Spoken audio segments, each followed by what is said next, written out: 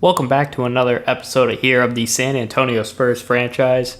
So the last episode, I don't know if I simulated those two games, to be honest. I thought I ended on a different game. Either way, we simulated basically up to the Warriors game here. As you can see, they have Curry, they have Clay, they have Andrew.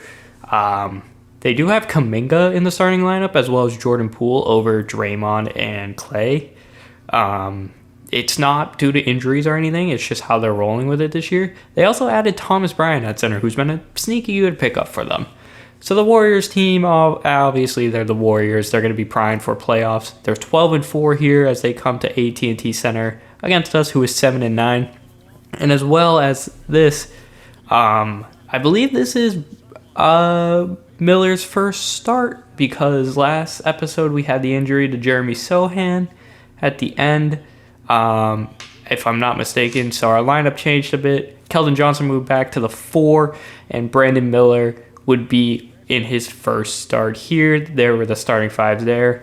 Jump ball would happen in just a moment here. Zach Collins would tee off against Kevon Looney. Collins wins the tip, and we are underway here at AT&T Center. First play of the game, Johnson drives in off the pick and roll, finds Zach Collins, and he draws a foul where he would go 1 for 2 at the line. Now a 1-0 game. Jordan Poole running the offense gets Curry wide open for 3. Somehow misses, but Looney gets the ball, finds Draymond Green, and Draymond Green splashes it out. 3-1 here now. We got Collins in the post getting a play for Keldon Johnson. Comes off the pick from Brandon Miller, and he gets the 3-pointer right back. 6-4 game now. Brandon Miller going on Curry. Passes out to Collins. Collins hits the midi. It's a tie game at 6. Keep going now, still tied at 6. Simmons draws the double team. He just waits to find the open man, and that is Brandon Miller with his first points in the starting lineup. Hits it. It's now 6-9. Nice. Here as the Warriors get the 3 right back as Jordan Poole splashes it out to tie it up at 9. Curry would then take another 3-pointer, and he would hit it this time, making it 12-9, as you don't want him catching fire because he is scary. He drives in this time, hits a little midi over Keldon Johnson, making the game 14-11, as the Spurs call their first timeout of the game here. 5.5 left in the quarter. We get the ball to Brandon Miller, who's matched up on Curry. Jab step drive, kick out to Devin Vassell, who's been a lethal corner shooter for us this year. I don't know why he's always open in the corner, but he is, so he's been killing it. Trey Jones off the the double pick, he'd find Devin Vassell in the corner again. Back-to-back trays for him as it is now 17-16. Warriors now have the ball here with Jordan Poole. Here is a massive block from Charles Bassey. On the other end is Jonathan Isaac bringing it up as he would go to the corner for Pat Bev wide open. And Pat Bev bricks it, but, look, I had to leave it in because of the amazing block by Bassey. Gary Payton would end up getting the rebound and get a foul here on Charles Bassey. And they were already up 20-17. Now we jump ahead. They're up 25-19 here as Bassey would find Jonathan Isaac for 3 here as he shoots it over Kuminga to make it, or give the Spurs a 22-point. Now 25-24, 2 seconds left. Klay Thompson gets a corner 3. Good luck, but it's off the mark, and that would end the first quarter. Warriors only up 1 here. And I think that was a pretty good first quarter for us. We have a rookie that's never really played in the starting lineup. And we got a Warriors team that's amazing at shooting threes. But coming out of the quarter, the Warriors take a 31-24 lead. Simmons drives in, finds our sharpshooter Devin Vassell in the corner. He hits the tray. It's now 31-27. Simmons bringing up the ball here. He would look to attack and find the corner. This time it is Brandon Miller in the corner. He hits it. He has 8 points at his first start already. 33-30, Vassell would get the ball here, and he would find Brandon Miller for another 3-pointer, and Miller would splash it out to get double digits here. Ties the game at 33 as well. Still 33 all. Johnson drives in. He would pass back to Simmons, who drives in on Curry and slams it home. Simmons has not really been scoring well for us on our team, but he's been a great playmaker. You can see here, draws the double team in the post. Vassell misses the midi, but Collins gets the rebound and puts it up. Gives us a 37-35 lead. On the other end, Jordan Poole drives right by Simmons, which kind of sucks because I was just going to talk about how good he's been on the defensive end, but he didn't do well there. On the other end, though, Brandon Miller gets the ball. He drives in, draws the double, does not pass out. He goes right over both Curry and Poole. Makes the nice little layup. Probably could have hit Vassell in the corner and would have been perfectly fine. But next possession here, Simmons draws to help. And there's Devin Vassell getting his corner three. He's just always open in the corner. I don't know why the computer always helps from the corner when Vassell's in it. Here's a shot clock cheese here as Miller hits it with, I think, 2 seconds or less than a second on the shot clock. And then next possession, he get a little hook layup there. 48-43, the Spurs lead. And I think Miller had 17 at this point. So a pretty good first start for the rookie here as he looks to continue to be our future star. As Trey Jones on the pick and roll finds Jonathan Isaac, who's been playing very solid for us this year on the defensive end. Not too much going on the offensive end. But he gets a nice little rebound here over Draymond Green and Bookback. He has 10 points and 5 rebounds to this point in the game. Quite good game. Rajon Rupert misses a 3 here at the end of half, but we're up 12, 55-43. The player of the halves for each team were Brandon Miller, who has 17, and Stephen Curry, who has 14. But the Warriors are still down a good amount, so a second half was needed. Here, first bucket goes to Steph Curry as he gets the first bucket of the second half. On the other end, Vassell would get our first bucket on this midi. I mean, even though he's known for his corner three in this series, he has mini magician gold, which means he could be good at the mid-range. And his playmaking isn't too bad. He finds Keldon Johnson here in the corner off the pick and roll, gives us a 60-49 lead, I think. It turns out to be a 62-51 lead as Curry hits a nice little step back on Ben Simmons. And 62-54, Brandon Miller here. I think that's Kuminga on him. I honestly could be wrong. I have no idea. It looks like actually Andrew Wiggins, but he passes. Keldon Johnson's wide open for 3, and he hits that. Johnson gets his 11th point of the game and ups the lead back to 11. Off the miss here from Wiggins, Simmons gets the board. He runs it up, finds Keldon Johnson. Johnson would fire it to the corner for Brandon Miller for a wide open 3, and the rookie gets his 20th point of the game as he extends the lead to 14. Curry would come right back and hit the midi. And there's one thing you should know about this team is no matter how much you're up, you can never count out the Warriors.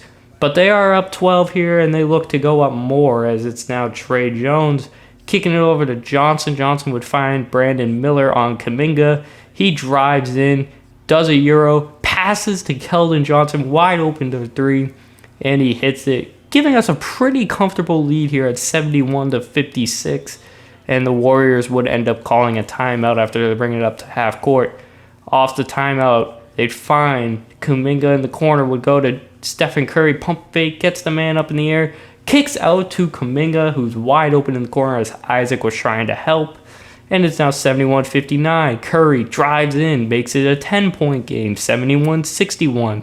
Now 74-61. Curry drives in again, gets a nice little layup, making an 11-point game. Still 11-point game to go down to Kuminga in the post. He finds Curry open for 3, and Curry's going to hit that. And just like that, it's an 8-point game. Like I said, you can never count out those Warriors teams. Step back 3 from Curry. Off the mark, Thomas Bryant, though, will get the layup on the putback. So it's 14-6 run there for the Warriors. They're now in the team takeover mode.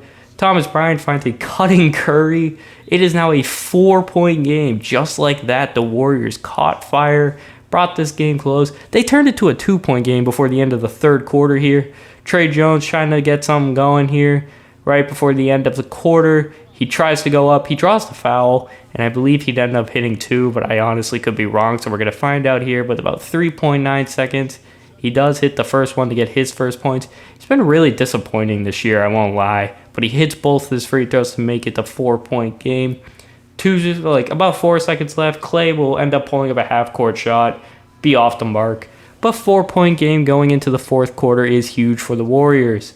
To start off the fourth, it's Klay Thompson splashing out a 3, making it a 1-point game here. A quiet game from him, but he hits a very clutch 3. Ben Simmons on the other end gets caught lacking as Draymond Green goes in, gets the dunk, and the Warriors are up at this point for the first time pretty much all game. But instantly, Brandon Miller would hit a 3 to give them the Spurs the lead back as Ben Simmons gets his 6th assist of the game there. 83-81 now, and Simmons gets cooked again by Curry, and Curry and it extends the lead to 4. 85-81. Jordan Poole finds Curry. Curry deep three. He hits it 88-81. The Warriors have just had a great second half where the Spurs have not been that good on offense or on defense, but Devin Vassell gets the corner three. He has 19 points in the game here, basically all on middies and corner threes. But Simmons gets, I think that was assist number 7. Jordan Poole would fire up a 3 and somehow hit it over Ben Simmons. I'm not sure how. Simmons was there. It wasn't bad defense, just Jordan Poole hit the shot. So 91-84, they'd go down. It's Devin Vassell sitting, draws the double, but he finds Brandon Miller wide open off the double screen. Brandon Miller has 28, 5 and 5 in his first start.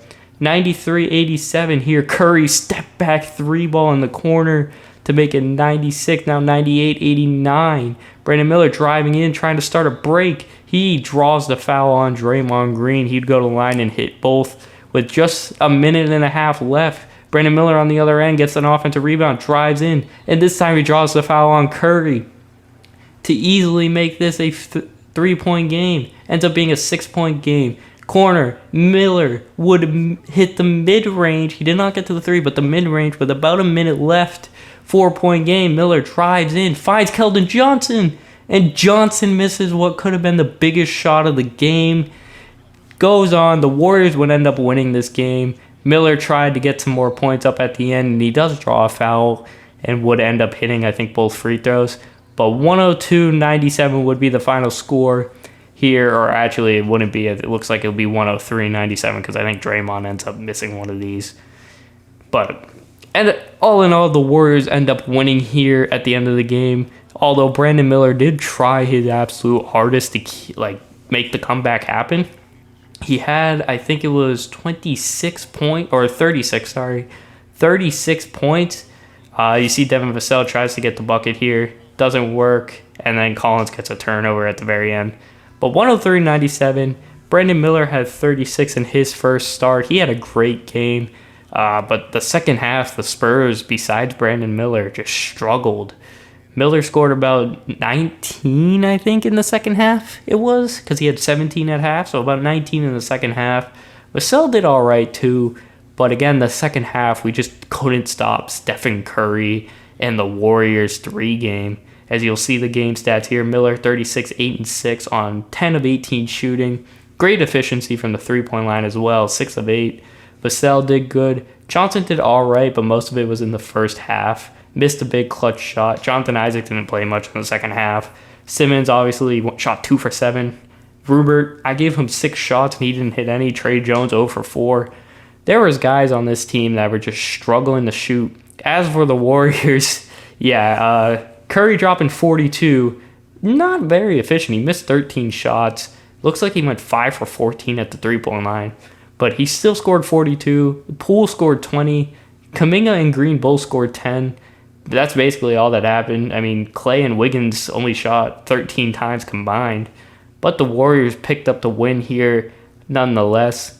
And then I continued to simulate through some of the years. So we simulate through this Warriors or the Wizards game here. You can see Sohan came back.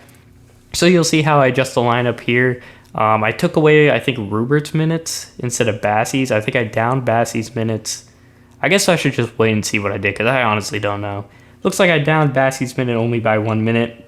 Took away from Rupert. He was struggling for us. And then I upped Sohan. I did not put Sohan back in the starting lineup yet because he just came back from the injury. First game, though, we pick up a win against the Wizards by 10, and Brandon Miller scored 35. So in his first 2 games as a starter, Brandon Miller scored 36 points and 35 points. Simmons had a much better game here on 8 for 9 shooting. I think that was also Zach Collins that also did very well. But just Brandon Miller was the big guy here. Everyone wants to see him start at this point. You see a trade there that I authorized. I simcast this game against the Jazz because Kyrie Irving basically is making the Jazz a stellar team this year. We get blown out by the Jazz in this game by like 33. But just to see the stats, Vassell, Simmons, Johnson, and Miller, they all did pretty all right besides Miller's efficiency. Trey Jones scored 10 on a little bit better shooting than Miller, but not a lot better. Zach Collins did pretty bad. You can see Sexton and Irving killed it. As Hendricks, the rookie, also shot 8 for 14. He's doing pretty well.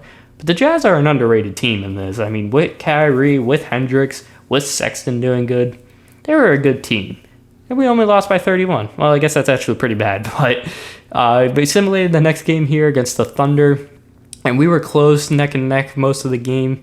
Towards the end, though, the Thunder pulled away. And I realized that this team is not really good at closing out games. I mean, SGA scored 30. Chet Holmgren, 15 and 10. That was basically all. Johnson was all right, 8 for 16. Miller had another inefficient game, but he got a double-double. But then you see like Ben Simmons at the very bottom, who only had 4 points. Isaac, he was at the bottom, as well as Beverly and Jones, who are our 2 point guards outside of Ben Simmons. So, I mean, we needed to step it up here, especially in the late game. Get an interesting trade offer here. I decline it, though. And then we continue on to the second game against the Thunder, as we had the off day in between these two games. And you could see in the fourth quarter, we actually held our own. We scored 41 in the third quarter alone, 35 in the fourth, or 36 in the fourth. And we won by about 22. Ben Simmons had 26. Miller shot 20 or scored 22. Same with Collins. Vassell did good. Isaac did good. I mean, when these guys are not like missing shots every 5 minutes, our team is not too bad. And when Simmons leading the charge, I mean, if he's scoring 26 a night, that's a good sign because he's known for more of his playmaking and his rebounding. We simulated the next 2 games against the Clippers and the Warriors, and we ended up winning both. Miller scored 35 on a game he played against Paul George and Kawhi Leonard. That's impressive. And then second game here, you see he scored 26. He was pretty inefficient in this game. But I noticed the trend here is Keldon Johnson was not really doing much. And I also realized that he was unhappy with the team and he wanted out of San Antonio. Yeah, that's a big loss, is because he demands a trade or he requests a trade. He's not happy with his current situation. I did trade finder him. You can see some of the trades that could have went through. I ultimately did not accept any of these trades here. What I will be doing, though, is since he is unhappy, and I am going to go with the fact that he has requested a trade, and what I will do is I will bench him until a trade is made. Some of these teams are interested, but I wanted to wait a little bit on the trade just to see which teams were contending and which teams were not, which teams would be buying and selling at the deadline, so on and so forth. So for now, Keldon Johnson will not be traded. There's a lot of interesting offers here, though, that I could have went with. But like I said, I did not trade him. I did, as you'll see here, though, took him completely out of the lineup. He's not happy here, so he will not be playing here. I will have him towards the end of the bench. I will have him in the not as a reserve, mainly because Breno is hurt. So, I mean, if we need that emergency guy, I'm going to call upon Johnson. You can see Bassey and Cousins both get more minutes, same with Sohan. So our bench unit is gigantic. But Jonathan Isaac, I felt like, deserved a starting spot at this point. So I started him at power forward. And this is what I rolled with until further notice. Ben Simmons' minutes went up. We have a giant team. I realize that now looking at this. We have a gigantic team. But our bench unit needed scoring, and that's what I was most worried about. But next game would be against Toronto here, as we can simcast here. We lose the first quarter, but win the second, and we take the lead in the third. Back and forth here with about 2 minutes left. I decided to hop in this game. It's a 1-point game. The Raptors are up. A crazy lineups that's in the game right now. I instantly went to the starters. But you can see first play goes down to Capella, and he draws the foul here. Capella is on the Raptors now. He'd end up, I think, going 1 for 2 or maybe 2 for 2. But 111, 106, corner 3, Brandon Miller, he hits it. He has 36 to this point of the game. He had 11 this quarter. Now 113, 109, trying to get some quick buckets here. Brandon Miller, wide open 3, cashes it out. He has 39. 30 seconds left. It's a 1-point game. Pascal Siakam to the line. Misses the second free throw. Down on the other end, it's Ben Simmons. He gets a mismatch here. He goes to the post. He passes out, goes to Zach Collins, pump fakes, back down to Ben Simmons. 15 seconds now.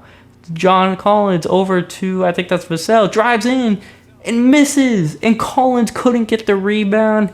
So now OG needs to miss one of two for us to still have a chance to win this game. He hits the first one. We do have a chance here to make it, or if he misses, to score, but he'd end up hitting it. The Spurs, for some reason, don't call a timeout here. They try to run it quick with Ben Simmons. I don't know why, because Pascal Siakam was guarding Ben Simmons, so they should have just called the timeout they had. Maybe they didn't realize they had the timeout. I'm not exactly sure what happened. All in all, we'd end up losing 116 to 112, even though Brandon Miller had 39 points, which was a career high, I believe.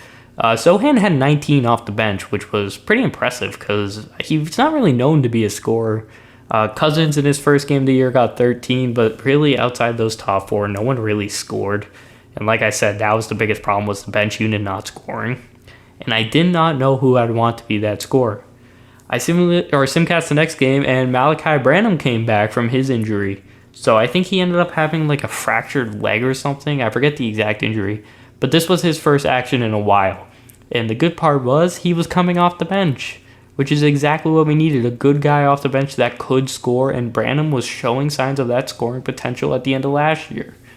Here we lose by 4, and you can see here Brandon Miller, 22.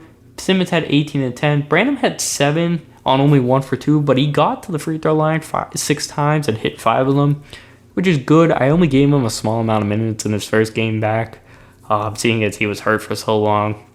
We get a trade here that I let go through, and now we're taking on the Giannis-led Bucks. And here we go back and forth early on, but the third quarter they started to pull away, and the fourth quarter they would continue to pull away. It was only a 4-point loss, but it felt like they were dominating most of the second half. You could see Collins and Miller led the way. I didn't see the rest of the scorecard because I just went too fast. You'll see Simmons had a hyperextended knee. We'd simulate the game, and we lose 112 to 98 here. Brandon Miller did all right. Malachi Branham, though, 11 points. He did shoot only 50%, but he did pretty well off the bench or in the starting lineup. Next game, I forgot to put Ben Simmons back in the lineup, but he is healthy. And Brandon Miller scores 26. Cousins had a double-double there. I believe I fixed Simmons' minutes and stuff here in this simcast, but you can see we win by about 9 against the Blazers. In Simmons' first game back, he scores 22, gets 6 and 6 as well. Malachi Branham, he got some extra minutes. He scored 15 and 17 on very efficient shooting. So there's some guys on this team that is very good. And by the way, almost all our players besides 2 that played got double-digit points. I didn't notice that till now. Our team played very well in that game. But Branham could be a solid part of even the bench or the starting lineup, wherever we decide to play him. Because he has shown signs that he could be a scorer, and he gets to the line. In this game here, we draw a tie and a 3-point lead for the Grizzlies with 49 seconds left. So I jump in here, and 117-114.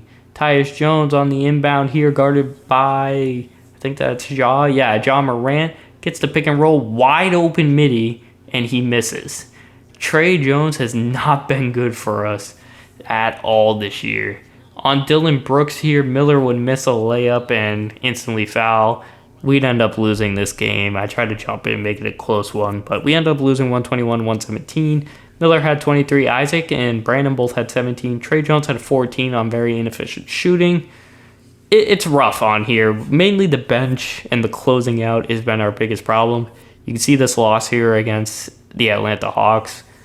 Just no really bench scoring. And then the Houston Rockets as well. Miller scored a lot, but that's basically it. But that would roughly do it for the end of this episode. I just did this commentary in one take, so I don't know if it's really good. I hope it is. You see Miller's points per game has gone up since entering the starting lineup, which is a great sign to see. He started on half his games. Our second leading scorer, though, is a guy that doesn't play for us. So we do need some scoring soon. We will make a decision on Keldon Johnson. We are coming up on the trade deadline. I think we just entered January after this simulation. I have no idea. But next episode here, we would continue on with this season. You can see the leaders here for our team. And yeah, that's about it. So guys, thank you all for watching this episode of the San Antonio Spurs franchise. If you are enjoying this, let me know down below. Leave a like as well. Let me know what you guys think we should do. I mean, Trey Jones is pretty annoyed with us. Same with with Keldon Johnson, so we need to move on for some players, but I don't know what we're going to do. Let me know down below. And guys, thank you all for watching. And until next time, I will talk to y'all later. I'm out. Hopefully there's no echo here because there's also nothing in my room anymore because we're in the process of moving. But I'm out. Peace.